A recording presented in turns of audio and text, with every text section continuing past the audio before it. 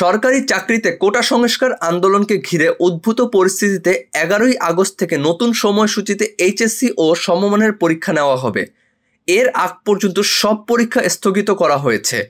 বৃহস্পতিবার 1 আগস্ট ঢাকা শিক্ষা বোর্ডের চেয়ারম্যান অধ্যাপক তপন কুমার সরকার এ তথ্য নিশ্চিত করেছেন।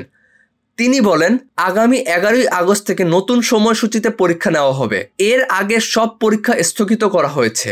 কোটা সংস্কার আন্দোলনকে ঘিরে সৃষ্ট সহিংসতায় শিক্ষার্থীদের নিরাপত্তার কথা বিবেচনা করে দফায় দফায় চলমান এইচএসসি ও সমমানের পরীক্ষা স্থগিত করা হয়।